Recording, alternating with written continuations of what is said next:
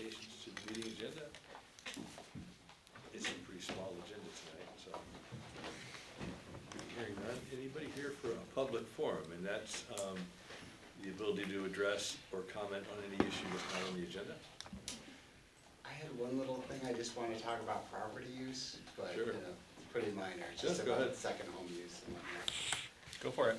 I was just You wanna come up? Yeah, Sure. that way the little It- microphone can catch you a little bit better. I was just curious. Sorry, would you introduce yourself? Oh, yeah, sorry, I'm Travis Napoli, and I live on 80 Pine Brook Road, just down the road, and I've been here for about 20 years. So, I was just curious if the town, and it's probably in the past meeting agenda, has ever considered a use permit similar to like Burlington and Stowe for second home ownership. So if you don't make it your primary residence in residential sectors where we have a problem with housing like downtown, we can basically say, well, we're gonna start taxing you on the level where you move back into making a primary residence or you sell it. And the idea is that the state's already defended that 3 times. So it's been, the state's willing to take that legal fight on, and it's now just knocked out of court when the judges see it. The last 3 cases that were brought up, justice struck them.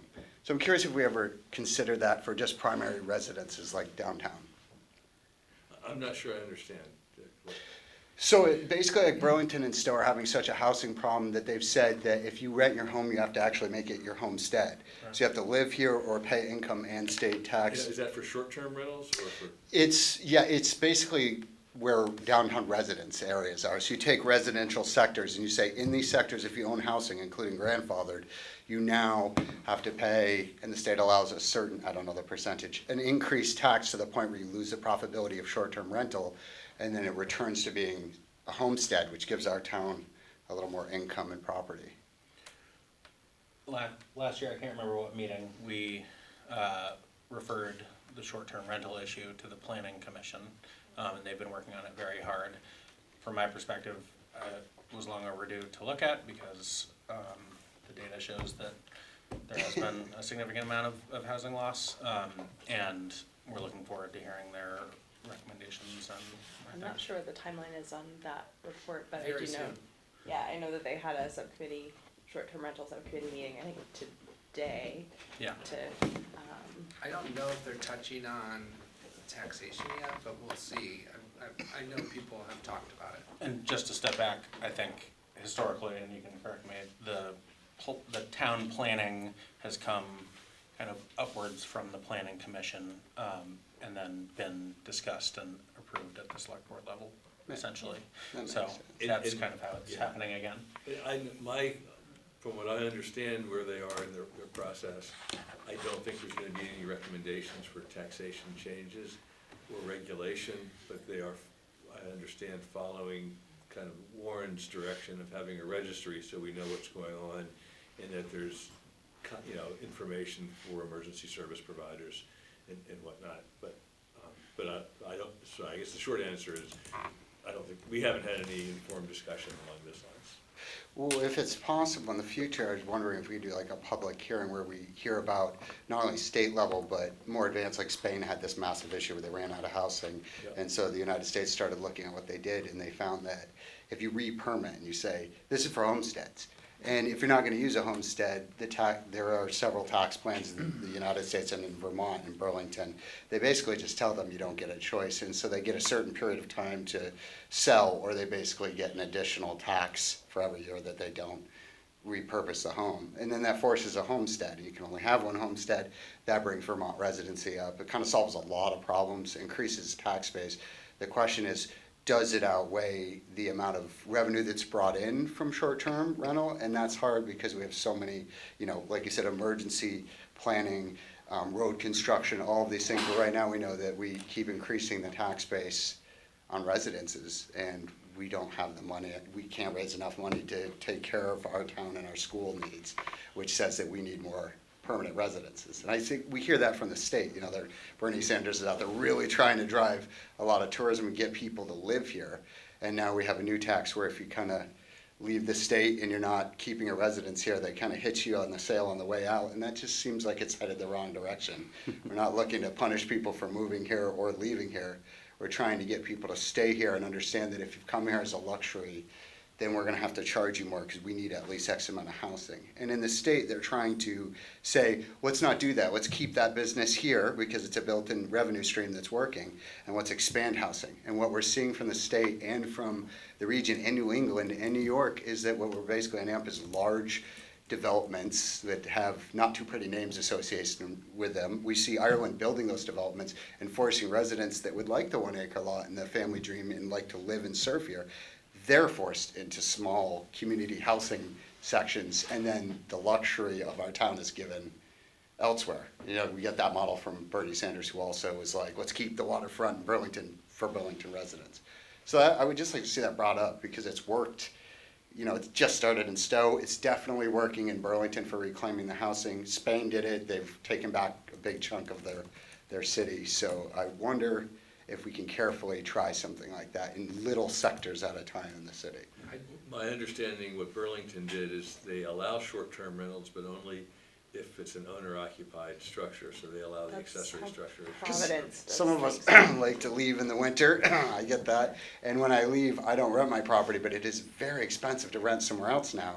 So even if I go down to Florida with family, I'm always tempted to rent this place, and I'm like, I don't want short-term rentals. So then you get back into the state rewards 6-month and 3-month rentals. Yeah. So, I don't know, just something to consider. Well, I would suggest when the planning commission comes up with their report, they'll hold a hearing, Sure. and then they'll kind of finalize their report to us, and then we will, I don't know that we'll hold a formal hearing, but we'll certainly have it on the agenda and have a discussion about it. Sure. Yeah, I just reiterate what Brian said, that the real goal, because right now we don't know what the problem is.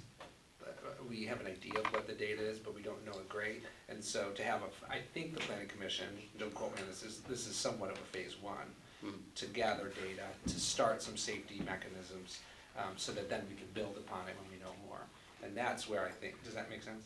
I was just curious, what are they doing for data planning? Because looking at the Housing and Urban Development Authority numbers, we kind of already can see that we're in what they would call a housing crisis, like, you Well, I know. think there's no question There's about no that. question. Yeah, and so it's like, you have two basic logical options, which one are develop, which is expensive, or we have to basically give somebody, you know, less desirable land, like floodplain land, and like, if you're willing to build that up 3 feet, the town will work with you to ease permitting and restrictions. We already see the state, like in Montpelier, has rolled restrictions back. I owned a construction company for 20 years. When I went back just to delegate with a friend, the fact that their permitting went from being the strictest in the state to like, you'd build here?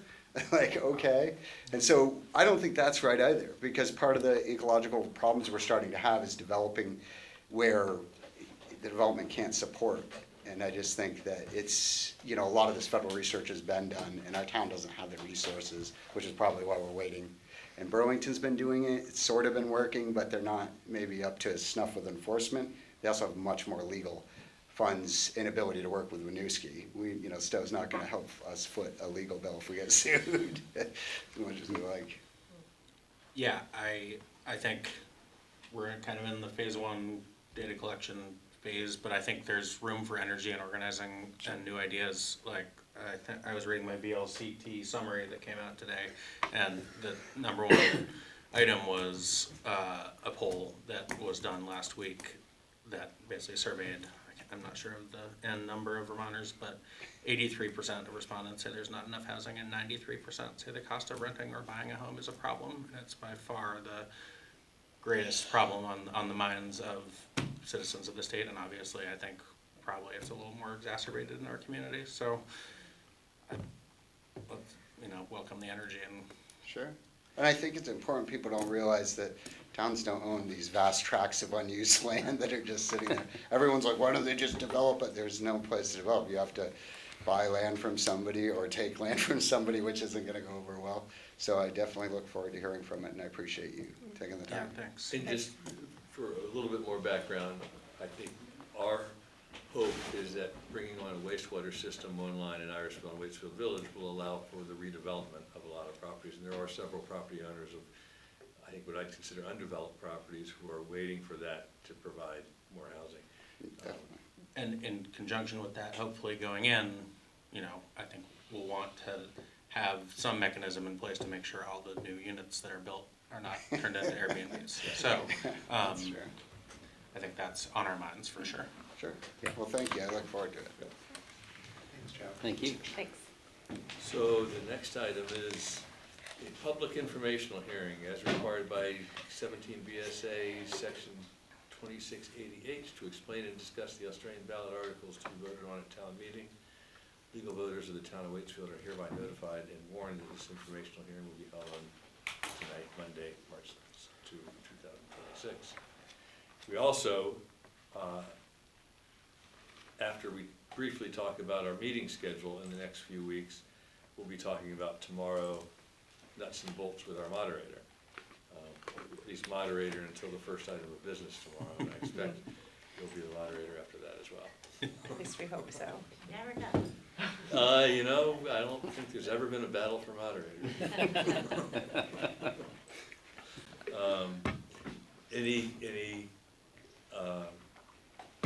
Any questions about town meeting tomorrow? I was just curious, a lot of people, again, don't realize that, taxation isn't something the city has many options, or excuse me, a village has any options for. We have like 3 things, and I don't think people understand educationally that a lot tax is one of the rare things we could say. We're not trying to punish residents, we're trying to tax alcohol, meal taxes, but at the same time, like Tricia said, she was very active in our community. At 100 years old, she saw a lot more than I did. She said, this community's gotten to the point where going out is too expensive for 80% of the community. So again, looking at Bernie Sanders' business model of, it's nice not to have industry because we don't get as much pollution, but now we can enjoy what we built and what we live in. And I think a lot tax, well, I understand it's one of the few things we can do easily and quickly raise revenue. It also punishes everybody, that 1% for going out. And part of the reason this room isn't full like it used to be back in the day is because the dollar draft night's gone, the $5 cheeseburger's gone. I mean, there used to be lines going down the street. So for me, I understand why we took the lot tax, and it might even be necessary, but I had to say no because I really want to see more people come out and replace more of those chairs where we see businesses. I don't know what the commerce rule is, like Stowe gets you to sign on that if you want to use the Stowe logos, you have to agree to the terms of their business, including when you open and when your hours are. We don't have that kind of pull here, and every time the tourists leave, everybody just completely shuts up, and then you don't have any ability to go out. The library is beautiful, but it hasn't had the pull that maybe it does in the past, and businesses outside of Lawson's that maybe draws the largest local crowd. We see it kind of coming back. It's almost like the 1980s again, where the town just went completely dry and bankrupt. And so I don't know, I'm confused about what the other options might have been around when they discussed the lot tax. Was there anything else that the town can do outside of that lot? Great question. Sorry. I'll take that one, Yeah. and then if you want to go more generally. So, yeah, Vermont is a Dillon rule state, which means that municipalities are not allowed to do anything creative that hasn't been explicitly allowed in statute by the legislature.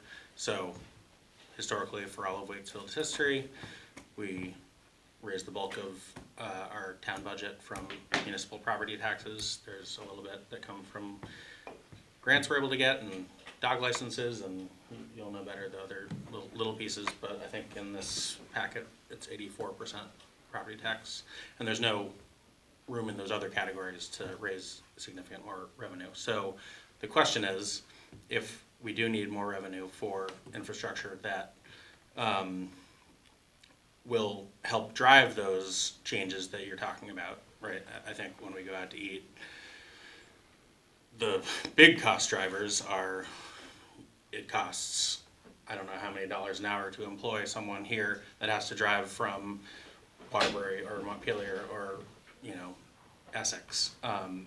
It takes a lot to attract those people, and the business costs and rent costs are a big driver of that. So to invest in infrastructure that helps to address those things, what are the options? And I think the options are raise property tax revenue from only Waitsfield residents and property owners, or consider this other tool that the legislature passed in 1999, which is a 1% addition onto these categories of sales, rooms, meals, and alcoholic beverages. And I can pass it over to Brian to kind of. No, that's explains it. There's not that many options, and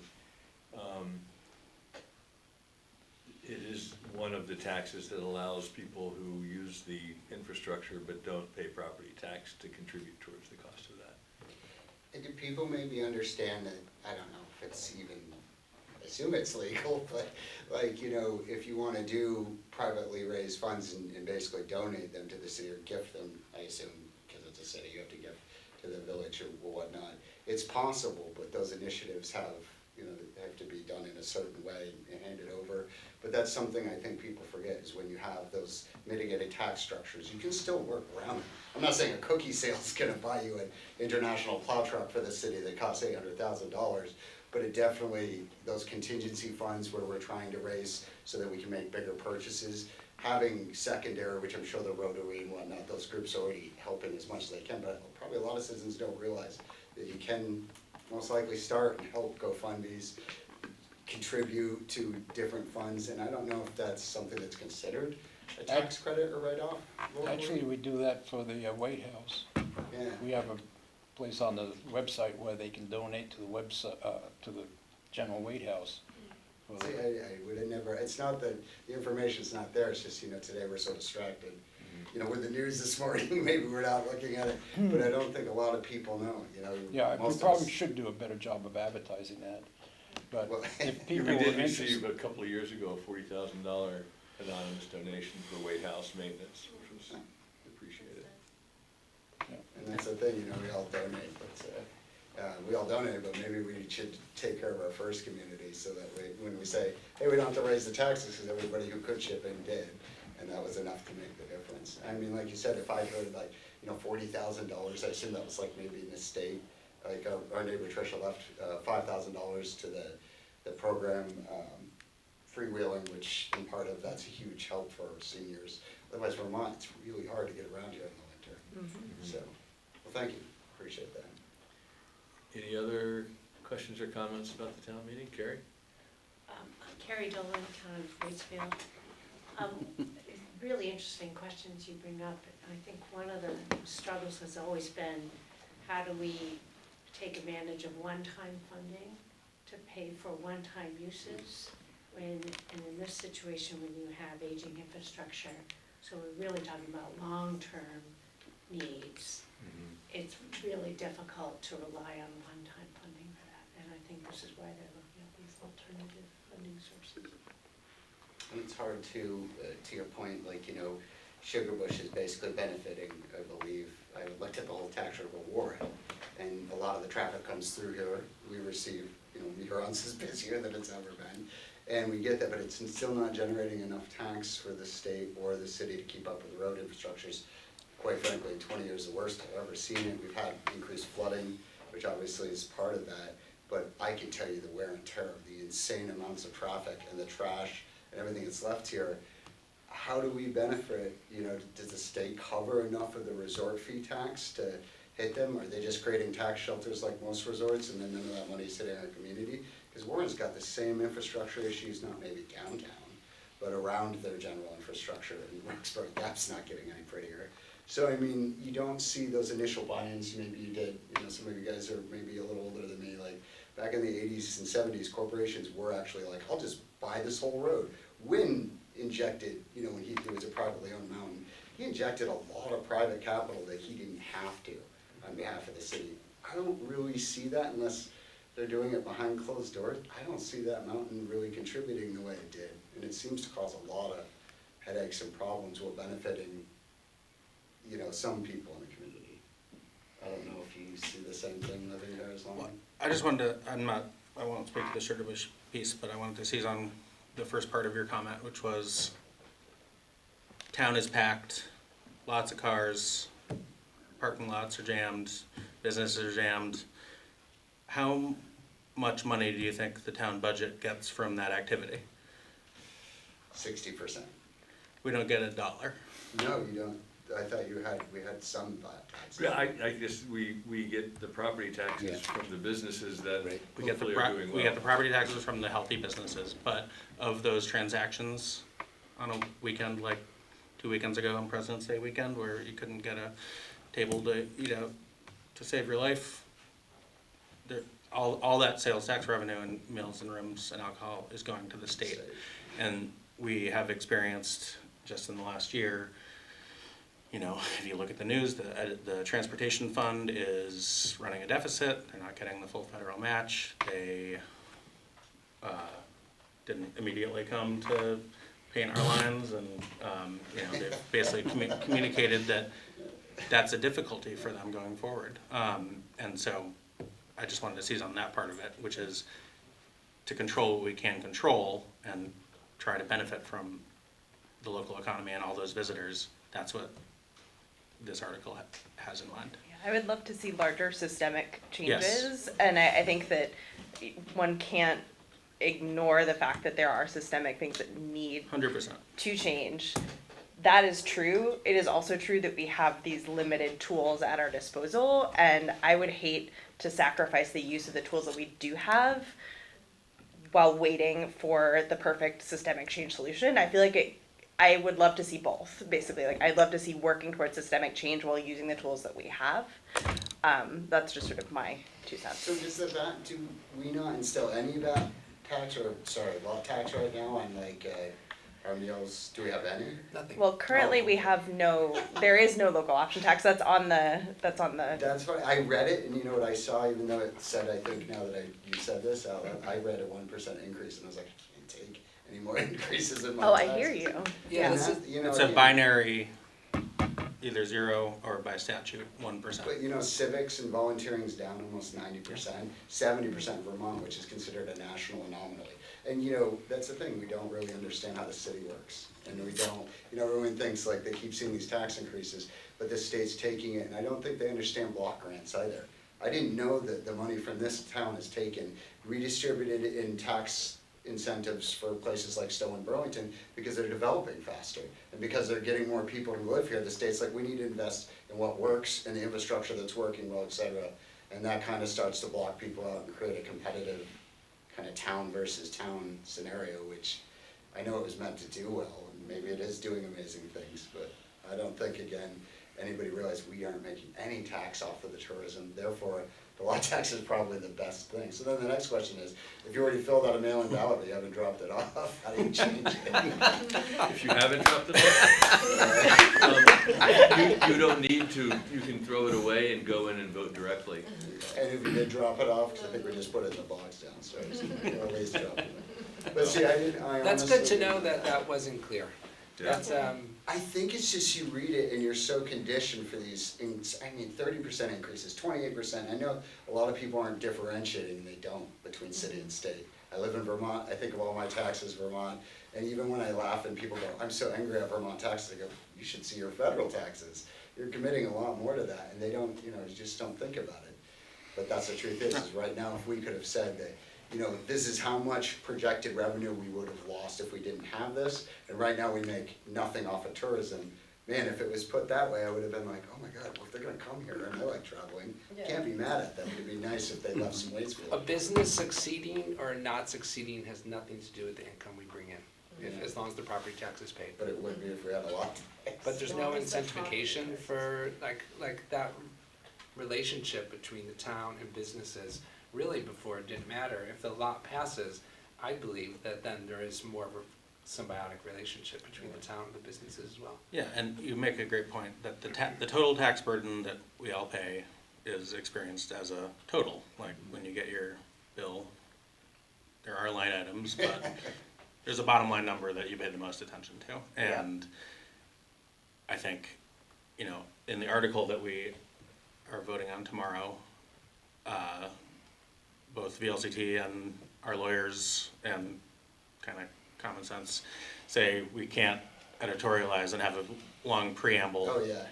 where we say, did you know we don't make any money off of tourism, right? So our public hearings, our infrastructure summit, and tonight, and the letters to the editor that are flying around are hopefully driving some of that home, but I appreciate your point.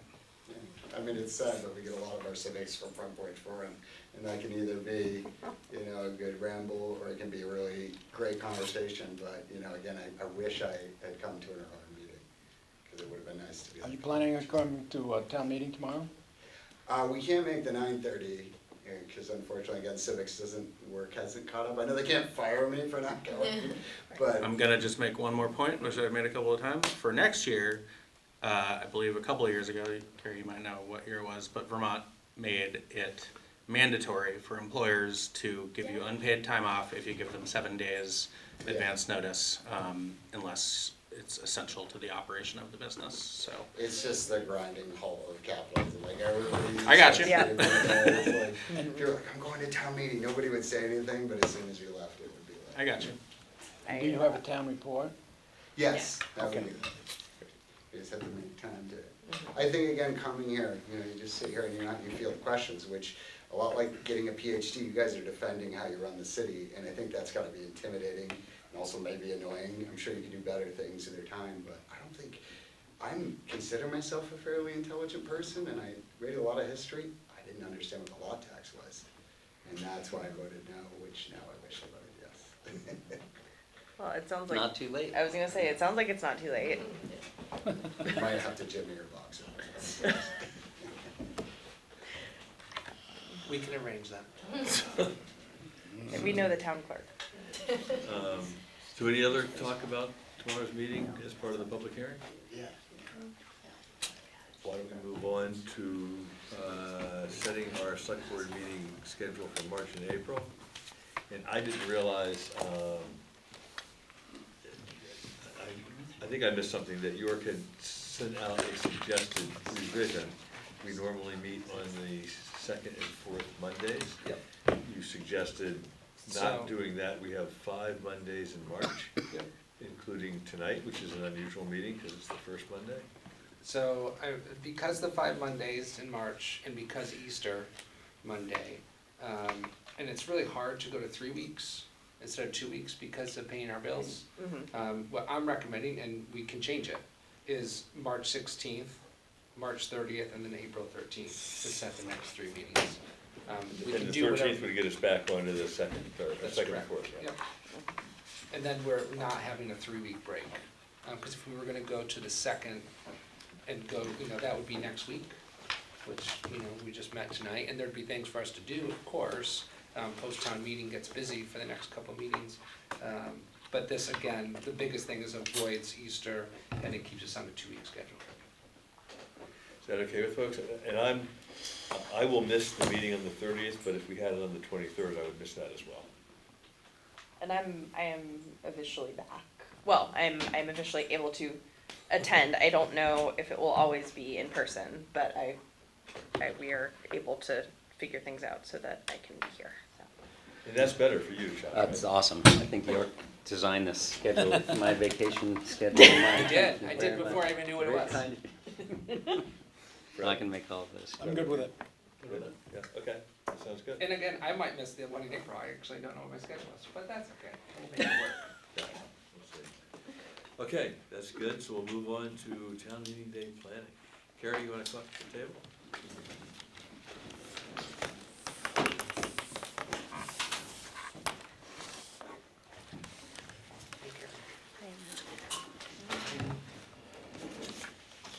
So you have reviewed the warning? Yes. You know about a couple of little glitches that we're gonna have to deal with? Yeah, I think I've mentioned a couple of things. One is, looking at the warning, we did not catch the fact that we were having an article to allocate possible revenues from a lot to a reserve fund that we haven't created yet. Yeah, So we are gonna need to shift Article 7 and Article 6. right.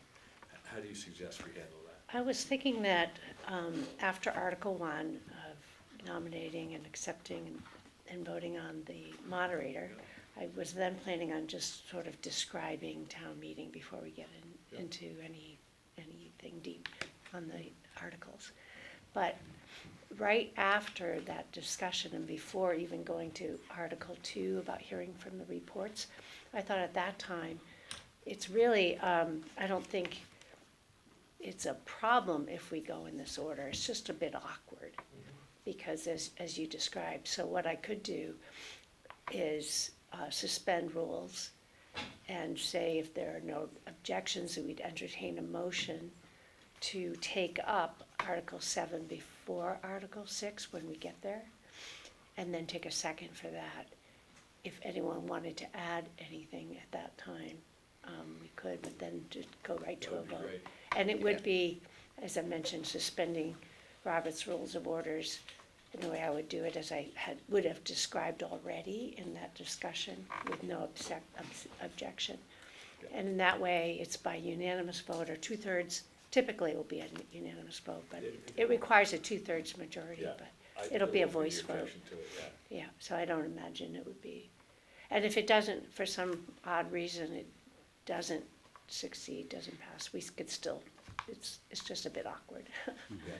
Well, if it didn't, in that case, maybe we would put forward a motion to say, amend Article 6 to say that 15% to the All Hazards Recovery Reserve Fund, Assuming, providing that it's adopted, in which case it's not adopted, we would allocate that amount to bridge and culverts or something like that. Yeah. We could do that, Yeah, that would work. yeah. That's a good idea.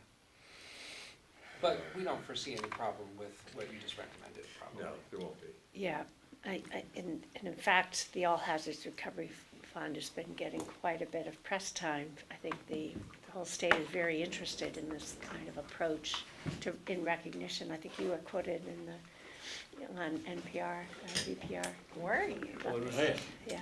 Today. Yeah, Wow. it's all over the news. He was Fred was interviewed last week, So- Friday maybe?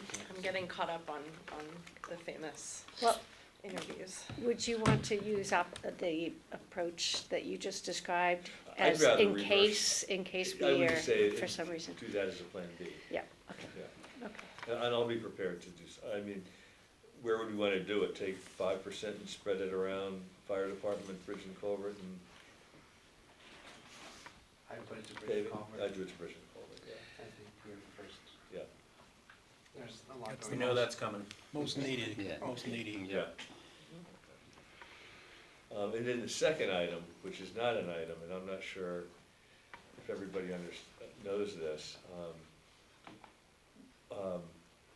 two of our local agreements for tax stabilization expire this year, and we were not aware of that when we put the article together. The tax stabilization for the ambulance service and for the couples club.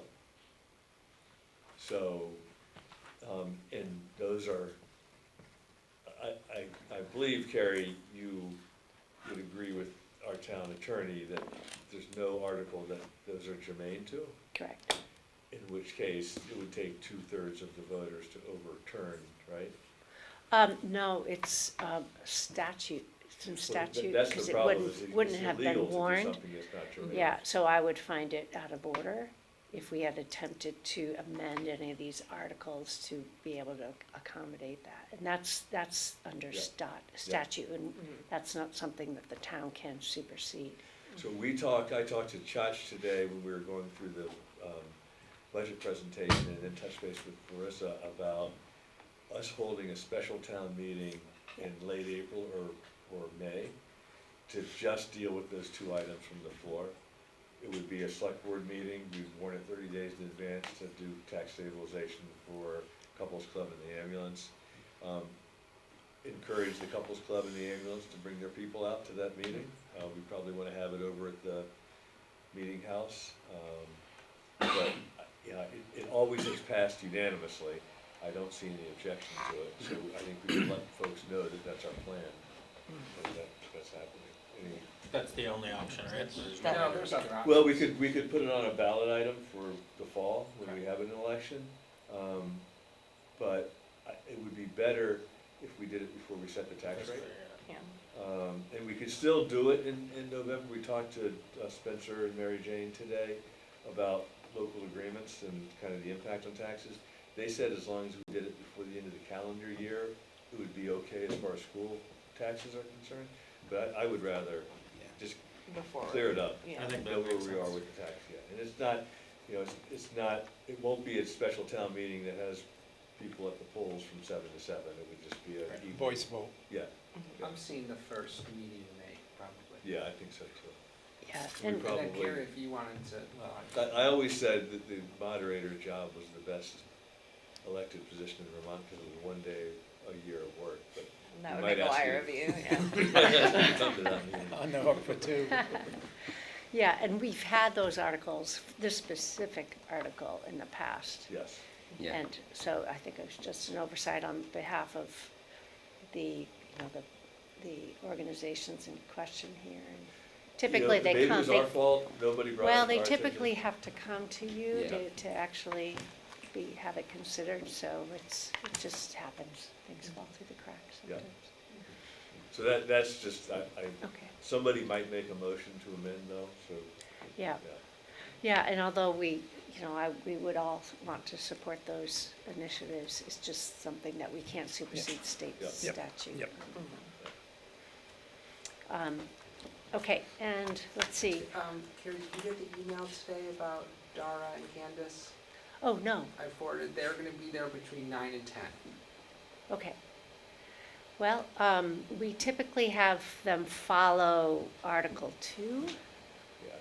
and I know I'm sensitive to the fact that sometimes they're trying to do the rounds, they're trying to meet address or attend as many You're familiar with it. town meetings, yeah, a little bit. And I've waited a long time a few times.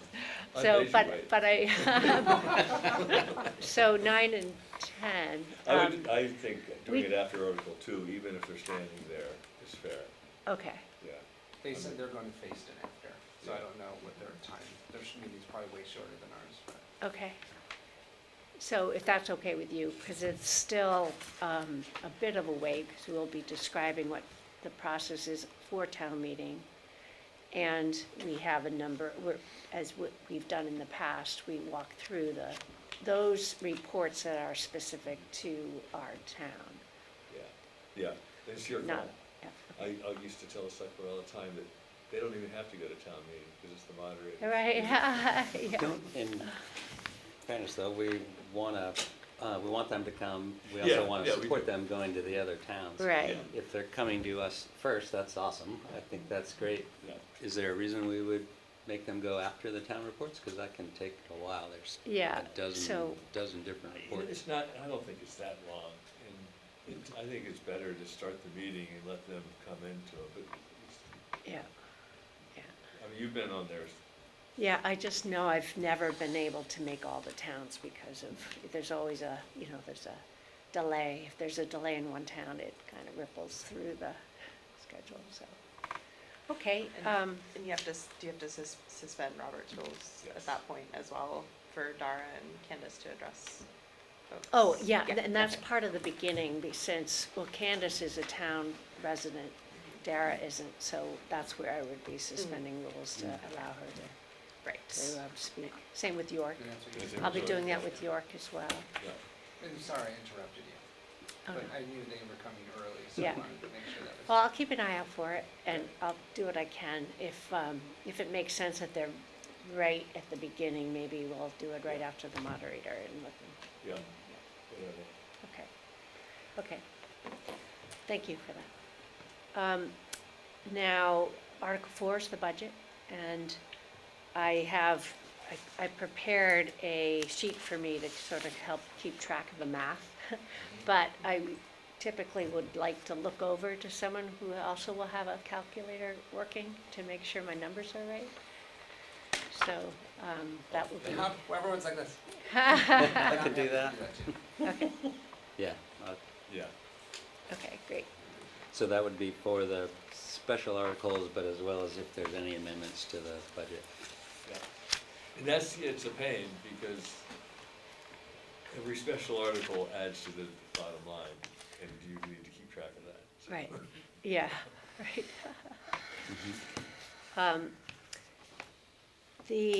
I just noticed that there's a typo on page 46, where it refers to total to be raised with fiscal year '25 budget. So just to want to flag that for next year. Ah, And that's definitely my fault. Yeah, no worries on that. Good job, though. Yeah, it was pretty.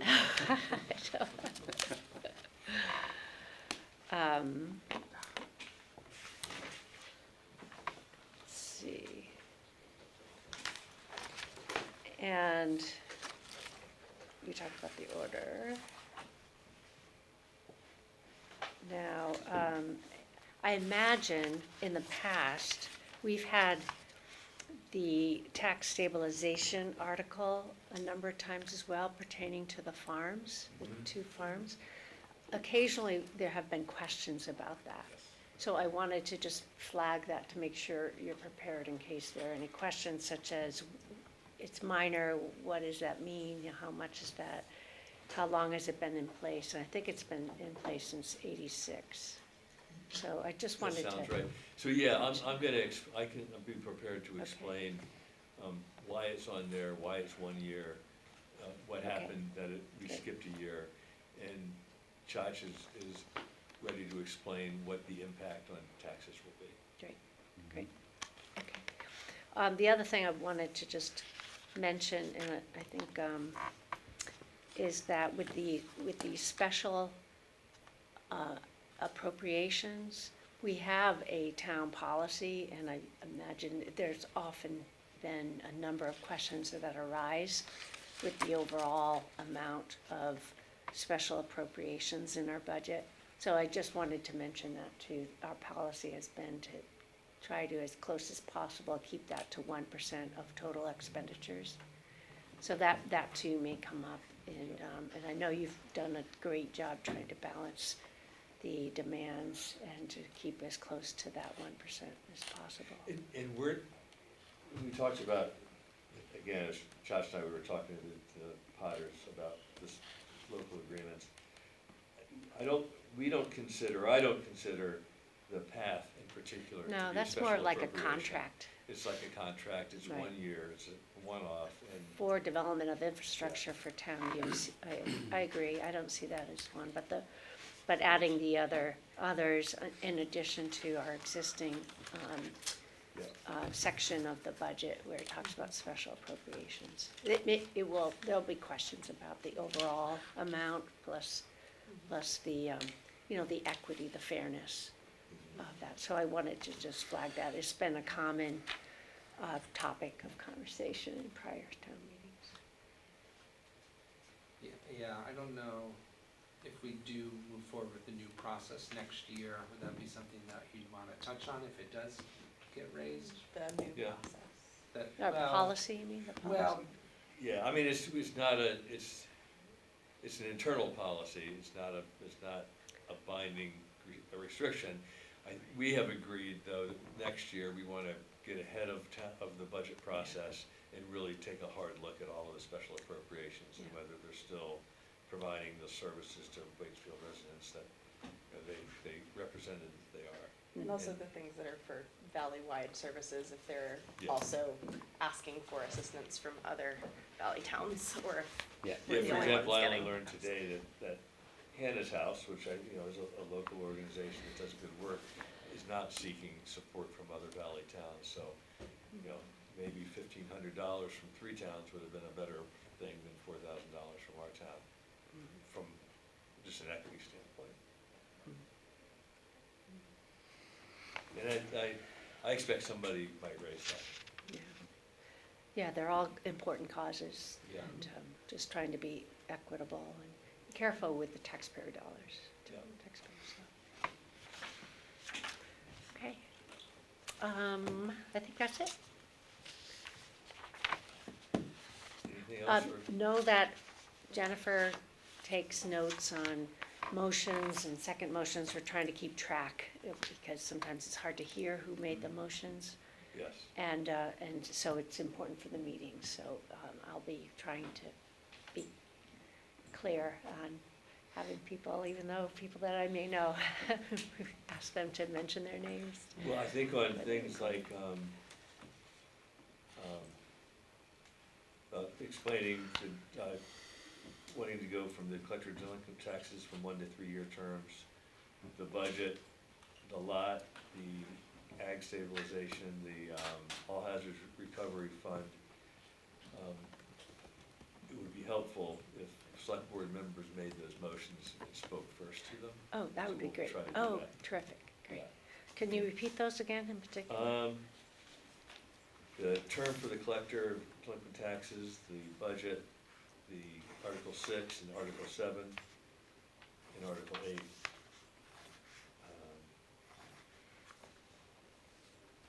Great. So, Yeah, and Jen would prefer not to talk about Article 3 if someone else is happy to. And Yeah, I that's- think that's what I just heard you say. Is that- Yeah, that's a no-brainer. We can explain that easily. And I think it's an important opportunity to give Jennifer credit for Good chance. how short our list of delinquent taxpayers has become. Yeah, It's really impressive. it is, yeah. Like literally, there's a few names. It used to be a page and a half. at It's, least. yeah, and other towns are still struggling with that, so I And think just it's, real quickly, many of us know that there's been some efforts to more visibly publicize town meeting this year, and do two things to hopefully encourage attendance. We took a survey from the PTA. One of those was free childcare, so that is, that sign up has been going out. And as of this morning, or this afternoon, there were 13 kids signed up, so that's good. Can I ask a question? Yeah. Can people show up with a kid if they had not signed up? Yes. You know, obviously if there's 40 walk-ins, that might be a problem, but they will, use their judgment. At least to get an initial order of magnitude of how many kids they're dealing with, having Yeah, a sign up, but there's 2 staff members, in a dedicated classroom. The other thing is, and this, I just wanted to check in with you, Gary, because there will be coffee and tea and snacks somewhere. There's limited space, but, if the table is kind of in the back right, to keep it away from the, or as if you're looking out from the stage, the back left, to keep it away from the voting. voting, just to be aware that it'll be close to the non-resident area, and I just wanted to get your feedback on how far away, or whether periodic reminders would be sufficient if it is back. And right now, it is in the non-resident voter. Yeah, if, it'd be, ideally it'd be good to separate that too, because I would hate to have voters sitting down with the non-voters. And I think you After will need getting to a remind snack. people before So, a vote. yeah, I was to ask thinking voters. maybe just go get it and bring it back to your seat would be the ideal approach for people, but that's gonna be where it's stationed, so if you go back there, don't linger at the table. Okay. If We have it's a little sign that's like free for residents, $2. Non-residents. and Plus 1%. go back to your seat. Yeah. And I'm wondering if somebody might raise a concern about sending out the postcard and spending money on that. I think if that comes up, we're gonna wanna explain that we did go through this process to expand enrollment, or involvement, and that the 3 things that came up were the timing and date. You know, Tuesday morning was the popular one, but people wanted coffee and food, childcare, and better notice, and I think we did those 3 things. Yeah, and, you know, it'll be a process. Last year, for the minutes, there were 113 voters, and I think our goal is just to get that increased as much as possible so that everyone can have a say, so. no, I'm excited to see the hundreds of people tomorrow. Yeah. We got our postcard, like, today, I think. Oh, let's from the see. mail. Yeah, I came in today. They come out Oh, good? really? Yeah. Skin I out got mine tight. a couple days. Mine ago. came in a couple days ago, but. And I'll thank Spencer Potter for designing the postcard with the help of, Sparky. Sparky. Pot. it said Spencer like 3 times, Sparky.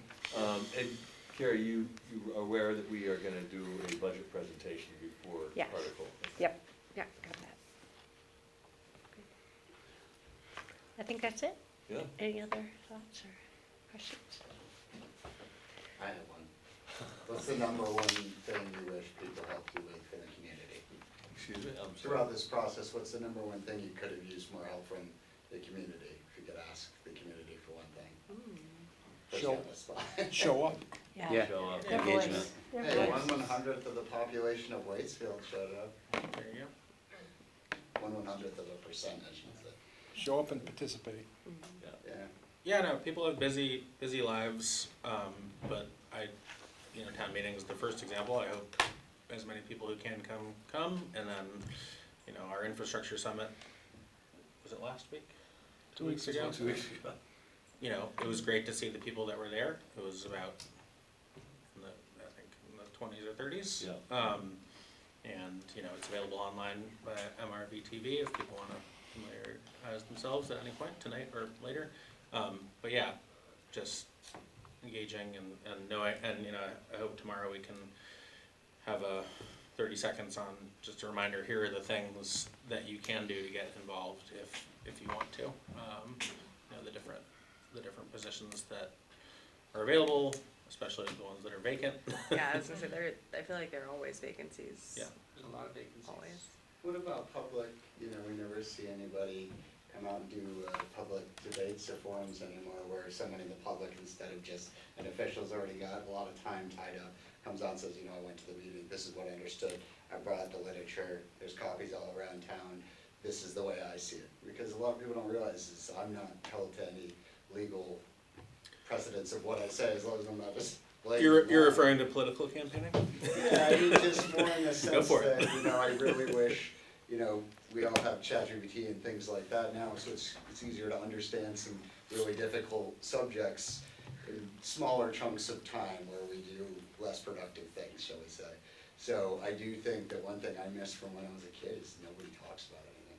We don't meet at the hardware store, we don't go out, Jay's Diner's gone, you know, where do you go to meet and talk? And also, public debates aren't a thing anymore where people calmly and moderated take time to discuss what they see for the positives and negative effects of that. And it used to be something when I was a kid, when I grew up in Montpelier, they hosted them. The town would come out and say, we're just here to make sure you guys play nice, now talk.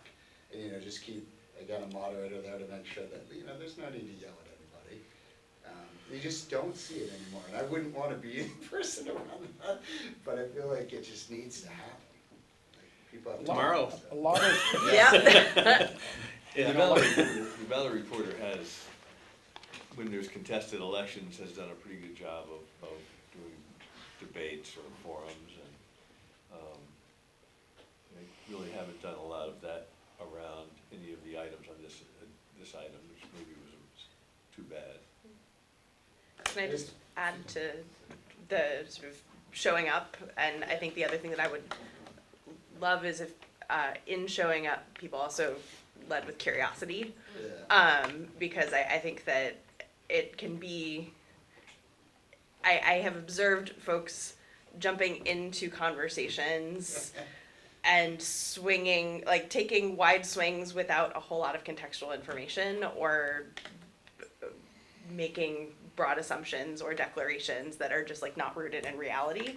And so I would love in general for folks to lead with curiosity. That. And that's the idea of the debate, is it takes a lot of weight off of town meeting day. When you're dealing with a community that's more publicly educated, look at like Finland or Denmark or Norway, the leading democracies in the world.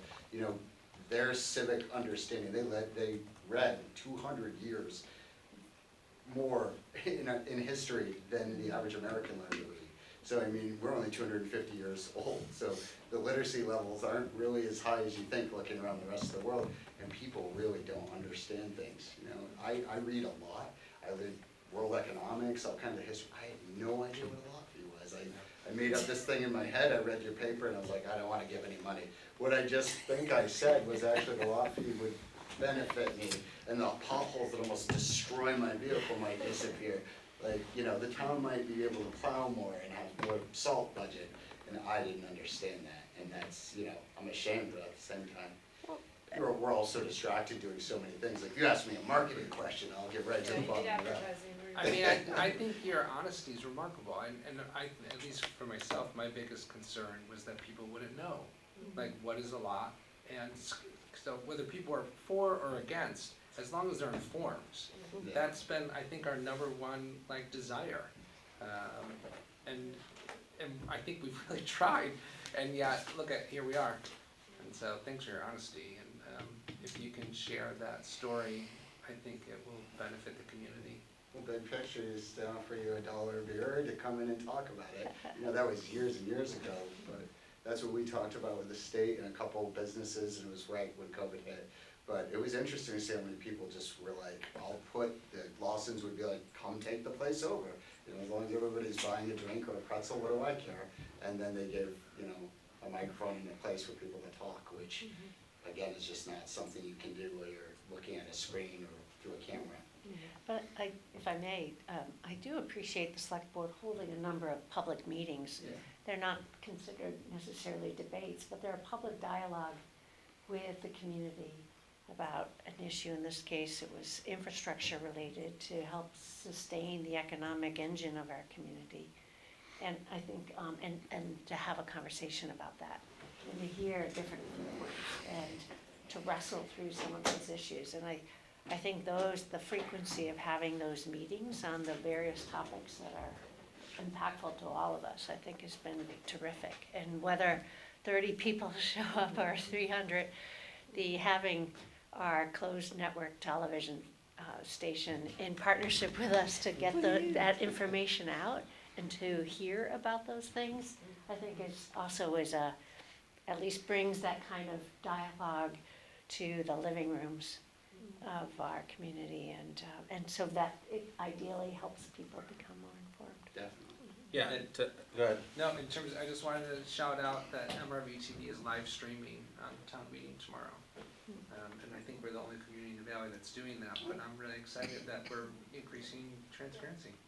And you know, Robert's Rules was amended a few years ago to allow for remote participation Yeah. in town meetings. Right. We Oh, haven't gotten really? there yet, but it is possible. Really?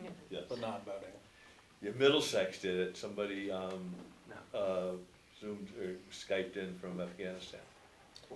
And I just wanted to kind of flip your observation on that on its head. We can do more, but I think we are very lucky in that most communities, certainly in this country, don't have a time when they all get together, at least an official time. And I think we have a very high number of kind of nonprofit and civic groups and interest associations, and you know, I've appreciated the amount of times that I've gotten face to face with people here more than elsewhere. So No, that's Vermont, right?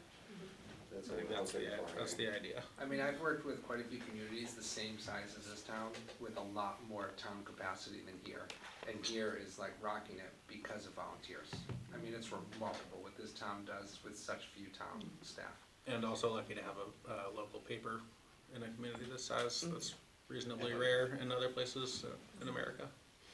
I just wish we would talk about it more, because really, like, this is helpful, but again, you have 1/100th of a percent here, and maybe some people are watching.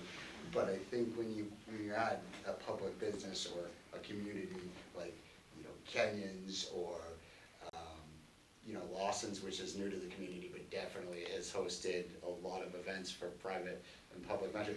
What it does is it takes the pressure a little bit off of you. People can come, get educated, and then go and talk privately, where they can literally break off and have 1 or 2 person chats, and you just don't see that. I don't feel it as much, and now when you bring up politics, even local politics, people tend to go, let's not do that. And it makes it impossible to talk. And this is a nice place, but if we had it right, and you know, 1,800 people happen to show up tonight, maybe we couldn't all have time to talk, because that would mean we wouldn't get to eat.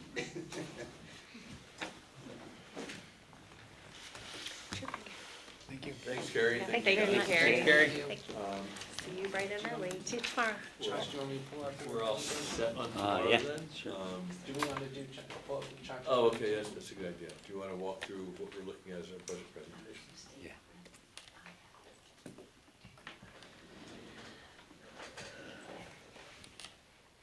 Is that still, do we want to maybe kind of go through it? Yes.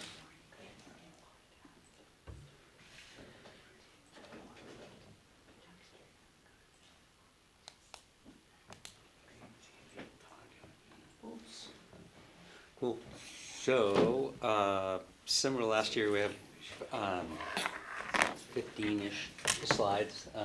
That is consistent with last year, longer than years prior. And I felt last year was good that we went into a little more detail, explained the different elements of the budget and how it works and how we come up with your property tax rate and all that. So essentially planning to do the same thing this year. I would plan to start with a couple of basic reminders, one around the tax periods we're talking about, like fiscal year 27. You know, our year starts July 1st and ends June 30th, so we're talking about a budget year that starts next July. And I would also talk about the reminder that this is just the municipal portion of your tax bill. There's a separate component, the education portion, that is voted on by Australian ballot at the meeting. But we're only talking about the municipal portion. Thanks, Carrie. Then, I think give a quick overview, like we're gonna cover the expenses and the revenue and the tax rate, the capital reserves, et cetera, and then go into the actual slides. So there'd be a quick intro, then the slides. This is the first one, the next one. And this is meant to, if you have to leave to go to work and you're only gonna see one slide, the first and last slide are meant to kind of give you the highlights, which is that your the overall expense budget proposed for fiscal year 27 of 2.9 million, up 77 grand or 2.8%. We're going to pay for that mostly with property taxes, 77% or so of property taxes, the other from other sources of revenue, state and local grants, reimbursements, fees, etc. So let's see, estimated property tax rate, that should go down to 60 cents rounded, and just like the expenses are up 2.8%, so is the property tax rate. We do have data later we'll get to that shows the history of the property tax rate, and that over the last 4 years the average has been 3.1%, so in line with inflation, which is good. Reserves up in line with the budget. Debt service continuing to drop as a percentage of the total expenses. Reiteration of the goals that we're trying to achieve as a town in preparing the budget. First and foremost, affordability. Your timing and comments earlier right on money. Like, it's an issue for just about everybody. And we are trying to do our part by keeping budgets in line with inflation, continue to improve the town's sustainability and resiliency. To me, that means continuing to provide a high level of service to the residents of the town and our visitors, and whether that is physical infrastructure, like not having potholes in every road, but having fire, public safety, roads that work, and resiliency would be more around impact of flooding, ice storms, etc. Being able to have the reserve funds to be able to cover those without putting the town in a fiscal crisis. And lastly, maintenance of our infrastructure, most of which was built in the 60s and 70s and is aging, and we need a short-term, a long-term plan for its maintenance and upgrade and replacement. Quick look back at the budget trend over the last 5 years. The slope of that kind of curve is pretty shallow, which is a good thing that our budget has not been increasing at a crazy rate. The 23 and 24 numbers reflect post-COVID inflationary period where we were, inflation rates averaged something like 8 or 9% in that time period. That was clearly impacting our budget. But since then, as that's hasn't gone away, but it's come down, our budgets have come down, or the rate of increase in our budgets has come down as well. One point at the bottom, and this is different than what's in the town report. These are the budgeted numbers, budgeted expenses approved by voters at the 23 and 24 and 25 meetings, not the actual that we spent. And our actual spending in a couple of those early years was less than what the voters approved. Part of that is staffing issues, like there was a year or so where we didn't have a town administrator. We had budgeted for one, but we didn't have that expense, both wages and benefits and all that. Also, one year we budgeted for another staff position that we never hired, so. Yeah. Correct. Can I ask a question, sir? The percent increase, Mhm. the little orange box? Yeah, if I were a better grapher, the orange box is so small, you can see the percentages on Okay. there, but it's just, Okay, but Yeah. that's what that corresponds to. Alright. yes, compared to 2.9 million, 2.8%, the Got box it. disappears. Got And it. the other part of just financial The management, bar disappears. every year we've ended in the black, right? Yes, that's Yeah, true. so we've never run a budget deficit, we've run a small surplus. Except for one year, we had a larger surplus. Yeah, every year that's presented here, I don't pretend to know the history Yeah, going way back, but, That's what, Yeah. these years, we've finished every year in the black. yeah, that's correct. Yeah. I don't mean to interrupt, but being a data analyst is what I do for a living. The only thing we're really missing that'd be crucial to any mathematician is where's the population of the town related to the expense of the town related to the percent increase? Because a lot of people don't realize we had these huge fluctuations in population, and now the towns are returning to post-COVID numbers where everyone came in, bought everything up, and apparently didn't like it or had places to go. And I think if they could see those relationships, and we haven't had a census since 2020. I mean, I know from our tax percentage what we have for housing here, Mhm. but, again, it's, I think our population's listed as 1,844, which I don't think people realize how small Waitsfield is. They think of Everettsville and everybody as being one town, and it's not. So we have a lot of. I just wanted to jump in quickly. Yeah, the census is the only official thing that gets done. We do have voter registrations, which I'm not sure have been tracked, but I wanted to shout out the Mad River Valley Planning District, which, if you aren't familiar with it, is a municipal organization that Facein, Warren, Waitsfield, and Sugarbush contribute to, and the Chamber of Commerce is also a voting member of. And they do a data report every year, which uses some other sources to estimate trends in the community, and I'd encourage you to go check that out. We did a first run-through of it at our last meeting, and it'll be finalized in coming weeks. And they will be coming and doing a full presentation to the select board. Yeah, if you want data, they're my go-to for data in general. Lots of data. Yeah. Just the reports, the only thing you're gonna find is when you bring, humans can't imagine a number like 1 million, they don't, they just think Yeah. it's like this limitless thing. They don't realize that, when we say that, it's only $150 to provide every service the town does per person. Roughly, if we go on 2020 population, which I'm sure we increase, which means if we only have $100 per person and people are like, we need to cut our town budget, like, do you like having a fire truck? Like, that's not possible, and I think without being able to visualize the population, you lose the ability to do quick math and say, well, that only leaves X amount per person. And then it also takes the story away from telling somebody, when you look at this, you're not contributing enough to make this work. And secondly, just look at the population that we're dealing with. And since that number's missing, all that's left for the users is like that really big number and go, oh, that's no good, I gotta drop that. Similar to how you put an explanation for why there were such big jumps there. It might help a lot to be able to, people to understand how they divide that by population and understand that we don't have that much money. Yeah, one of the things we focus on more, and will come up later in the presentation, is the grand list value, which is based on the number of properties in town. So population actually hasn't changed a ton.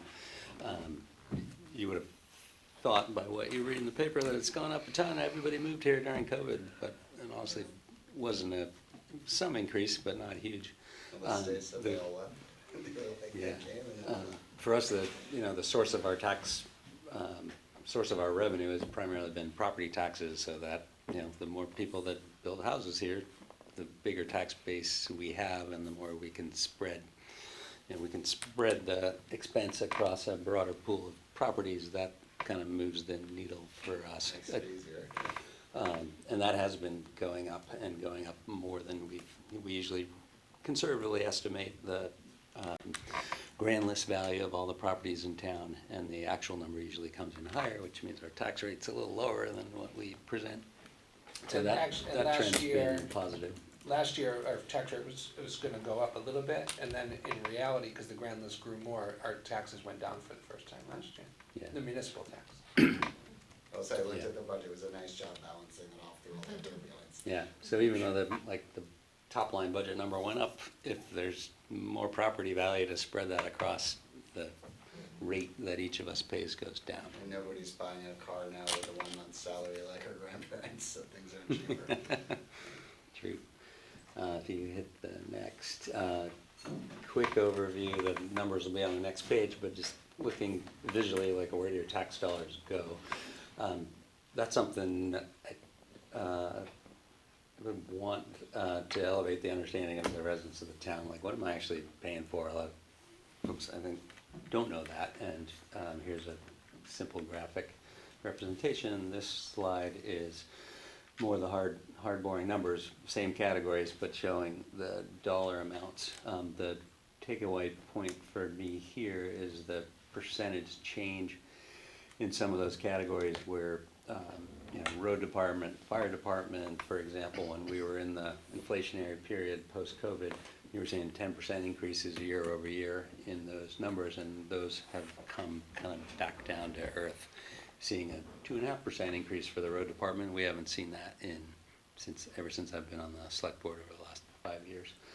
That's awesome to me. I think when that team is really well managed and operating really efficiently, but also their materials costs, tires, all that stuff hasn't come down in price, but the rate of increase is lower than it was over the past years. The next. This is calling out, some specific new and notable budget items that contribute to the roughly $80,000 increase.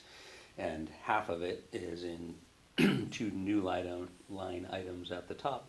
Cyber security, which Brian wrote about in the select board report, where we were a victim of cyber fraud. Fortunately, we were able to recover the vast majority of everything but our deductible through our insurance provider.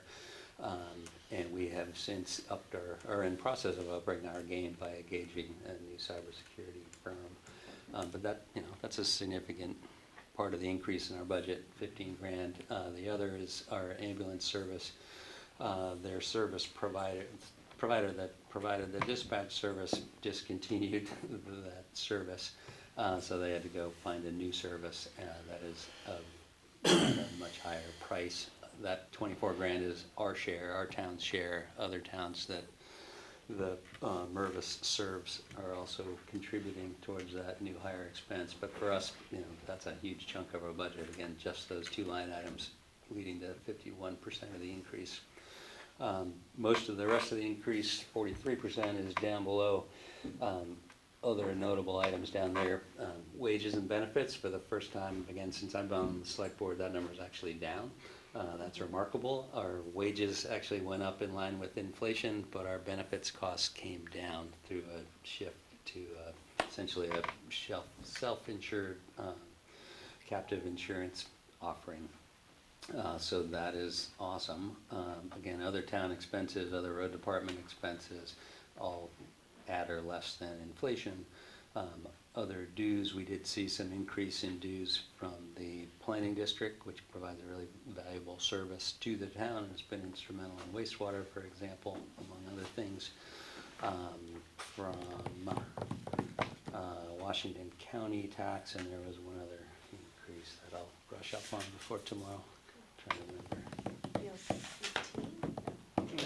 No, it was And one of the the other. MREVPD, essentially the entire increase is due to an audit that's being planned. Okay. So I think it's a pretty. other costs are relatively flat. Yeah, cool. And then we did increase our reserve contributions to deal with emerald ash borer, which has, I think, been confirmed to be in our community. It's the library. At the library. The library was 4% increase. Yeah. Oh, That was the okay, other one. yeah, thank you, great. You know what, Ashmore is at the library, that's, I was like, what? It's at the library? Oh my God. So we have increased reserves both to deal with, unfortunately, removing some trees that are impacted and replacing them as well.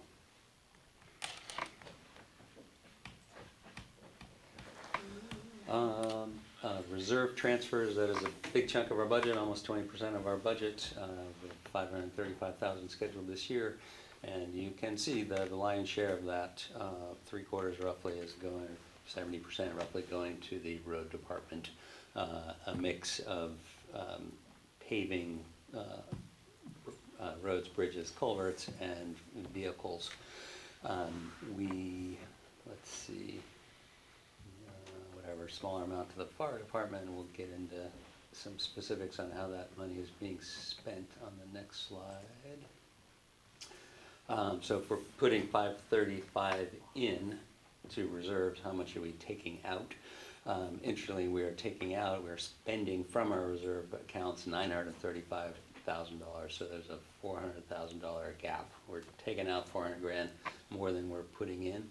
What are we spending that money on? Again, vast majority of it, fire department and road department. The fire department in green at the top. Vast majority of that is a new pump truck, engine number 5. That is our portion of that budget. That's shared with Facein, so we pay 60%, they pay 40%. And the road department, again, Jocelyn Hill paving is a big one on the agenda for next summer. Common road culvert replacement. This summer. Yeah, next summer, meaning like 4 months from now. Yeah. It's Et cetera. The key point at the bottom are, we expect to, after putting in 500, taking out 900, we're going to end with reserve funds of about $1.6 million.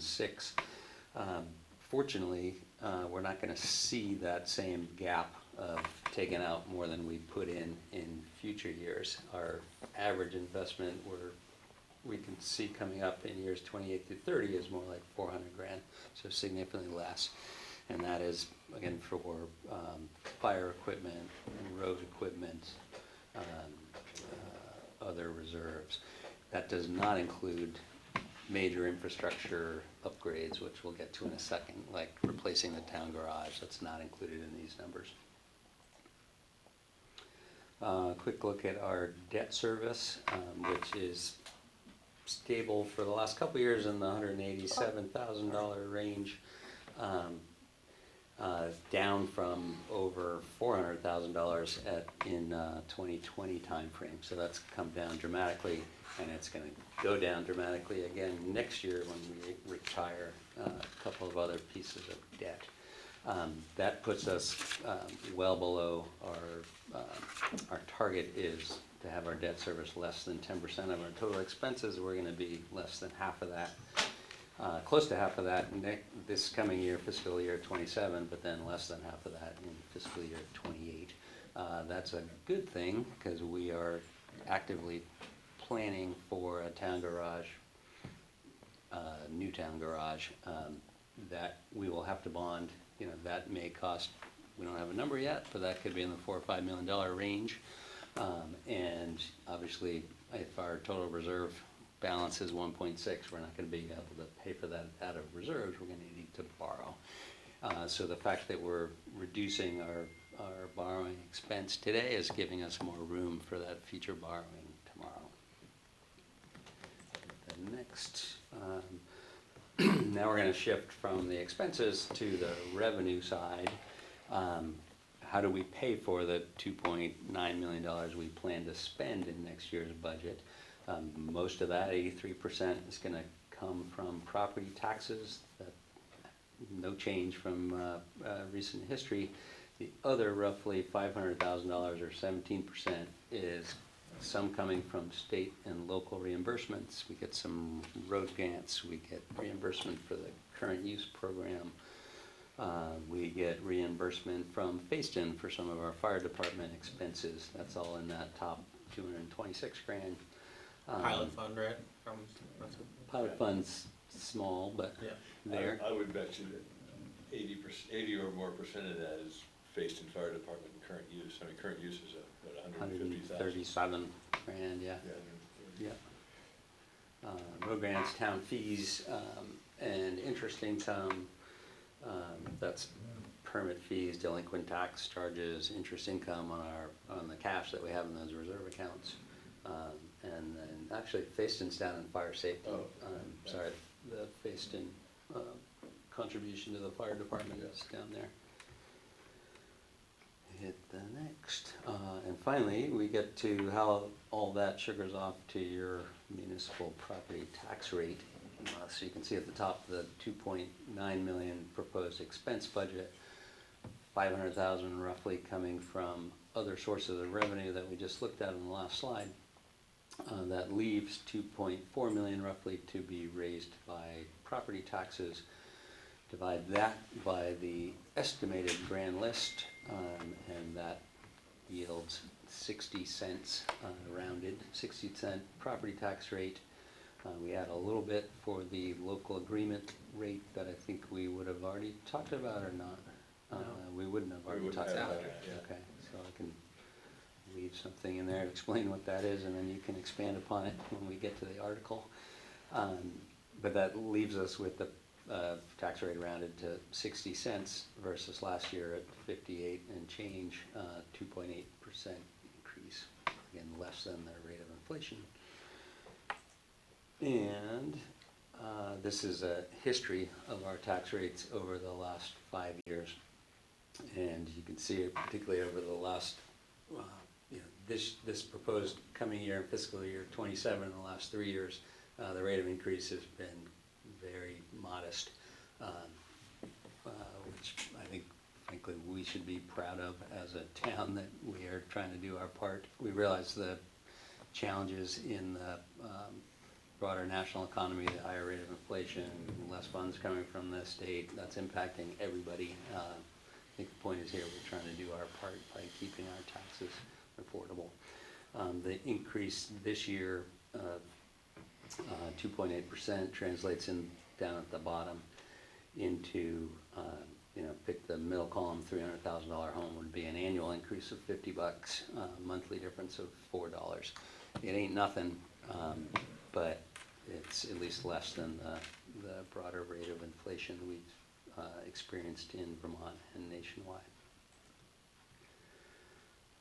Special appropriations requests, these will obviously be voted on and are in the town report, but I do want to share the potential impact if all those were adopted would be another $30,000, $29,000, another 1% increase in our proposed budget, bringing the total increase from 2.8% up to 3.8%. Honestly, wouldn't want to get into the specifics of each one of those, but just want to share what that impact would be, and then we'll have a chance to talk through each one when we vote on them. And then, looking ahead to the future pending infrastructure needs, I'll probably reference the summit we had a couple of weeks ago, where all this was discussed, and most of these points are kind of cribbed from that presentation, that are aging critical infrastructure needs repair or replacement, listed probably in order of priority: town garage, covered bridge, Meadow Road bridge, fire station. We don't have firm costs on those. Town garage, the initial preliminary design process is underway. We're getting estimates on covered bridge, Road Meadow Bridge, but that's likely to be more than $10 million in aggregate. Again, put that in context of our $2.8 million expense budget. Like, wow, that's a lot of money. It doesn't all happen tomorrow, but that's a lot of money. In addition to fixing our existing infrastructure, we do want to look at new infrastructure for growth and for resiliency. So village wastewater I would put in that category. That facilitates development of our downtown areas, allows for the housing we were talking about earlier. Culvert upgrades, emergency reserve funds for flooding and other hazards, that's likely to be another $10 million. Again, not all tomorrow, but when you aggregate all this stuff, you know, potentially $20 million of infrastructure needs over the next, call it, 5 to 10 years. Those costs exceed our current sources of revenue. We're not getting a lot of federal and state grants. We're getting some, but that is, you know, that pool of capital is dwindling. Our reserve balances, as you just saw in the prior slide, you know, aren't enough. We could not add enough reserves on the back of the taxpayer to get to the $10–20 million we're going to need. So our best available alternative is the local option tax, which, if you hit the next slide, would be a kind of a permanent annual source of revenue to the town. What is it? Many people already know this, but you know, that 1% additional tax added to the 3 existing state sales tax categories below. Retail and online, meals and alcohol, and lodging. It's adding 1% on top of the existing state sales tax. And as noted at the bottom, everyday essentials like groceries and gases are exempt.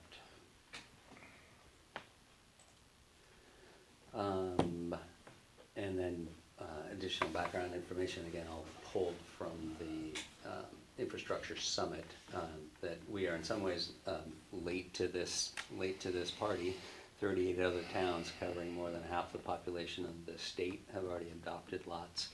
Includes most of the kind of regional shopping centers all around us in Burlington, Essex, Williston, Middlebury, Waterbury, Barry, Berlin, etc., Montpelier. We would project that 1% tax, the portion that we would retain, some goes to the state, 75% comes to us, would be $600,000 annually. We do project that 82% of that would be paid by visitors to our town. That would be both our neighbors in Facein and Warren and Moortown, for example, but also our tourist visitors that come to enjoy the amazing skiing this weekend, for example. So to your point earlier, like if you know, for every $1 we put in, we get a match from our visitors of $4. That's a lot more affordable, essentially, for our local property tax payers, local residents, than putting it all on the property tax. What would the tax look like per resident? About $86 a year. What would it look like for you as an individual making a purchase at a hardware store or at a bar or brewery or going out to dinner? There are the numbers. And finally, just that is reducing the burden on our property taxes and allowing us to stabilize our property tax rate. And a bunch of takeaways that I'm tired of talking. You can read. Promise I won't do that tomorrow. I'm done. That's fine. You're No fine. skipping it. We've seen it. Yeah, York, skip as well.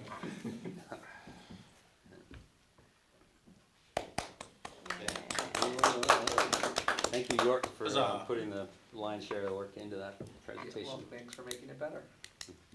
I like the owl at the end. Makes me happy. I thought it was pretty good too. It's bringing curiosity. Yeah, the pictures It are is. great. It is leading with curiosity. Put a there, bird on for it. sure.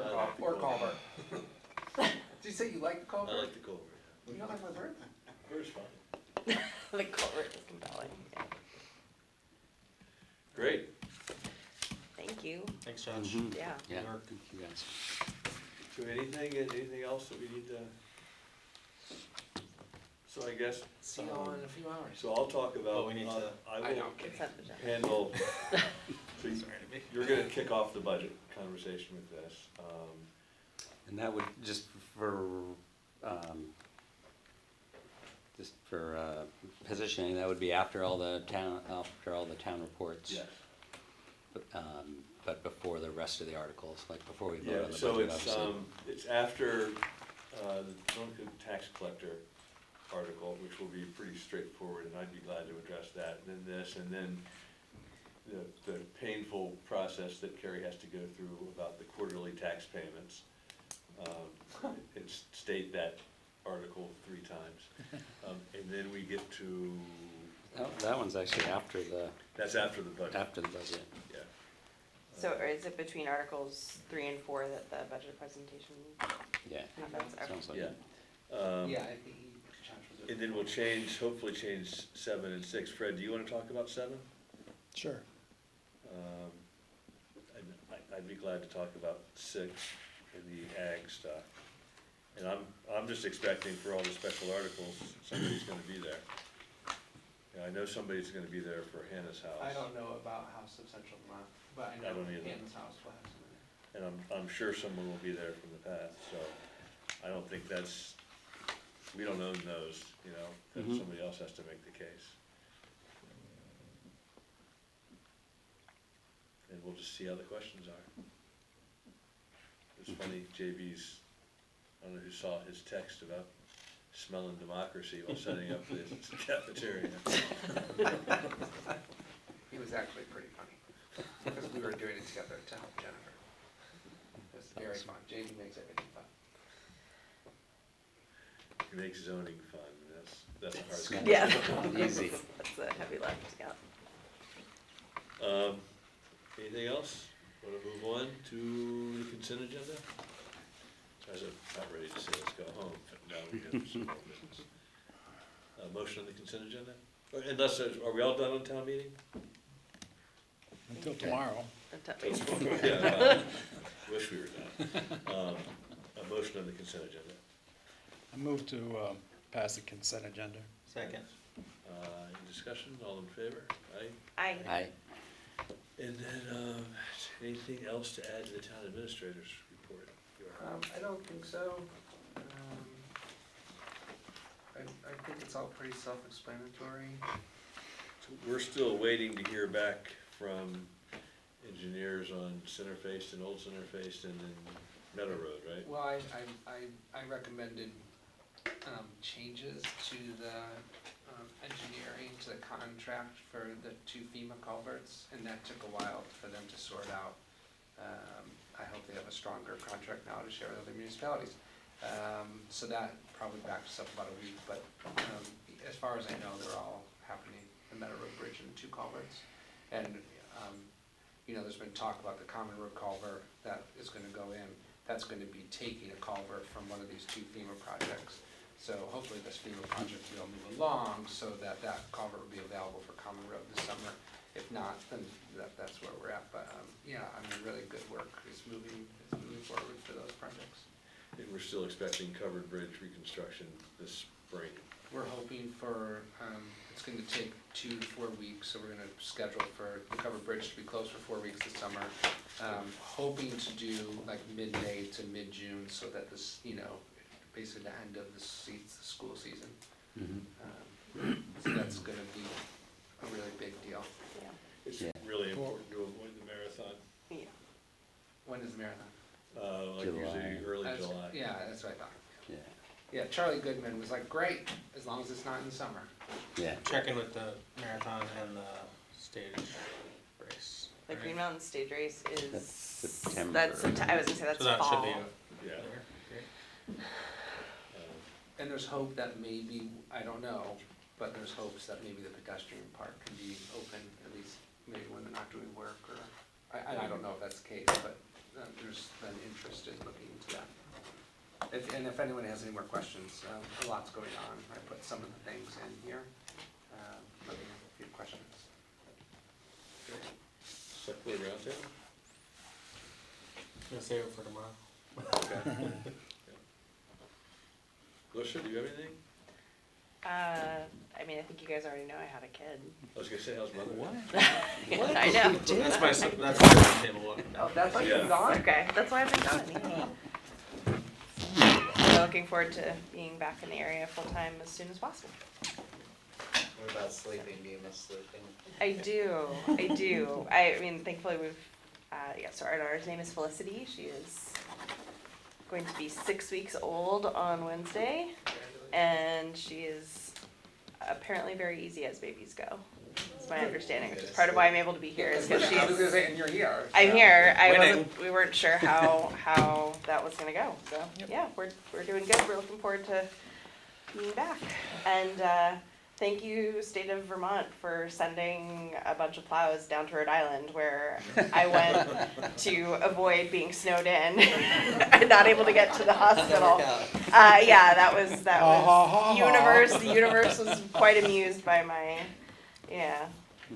And thankfully that was after we'd already, gone to the hospital, but still, it was pretty funny. So you said the Vermont V-Trans plow was plowing your road? Yes, so Vermont awesome. followed me down to Providence, That's basically is what happened. We Literally, wanted, we You called, saw V-Trans plow? We call. Yeah. we called the governor and said, we need Larissa back. That's, yeah, oh, I am thoroughly flattered, yeah, You think he's joking? oh my goodness. Anything Alright. else? And you guys, oh, there you're signing that, good. Motion to adjourn. I would so move. Second, Second. all in favor? Aye. Great. All right. Thanks for coming, guys. Yeah, thanks for showing up. Like I said, the rest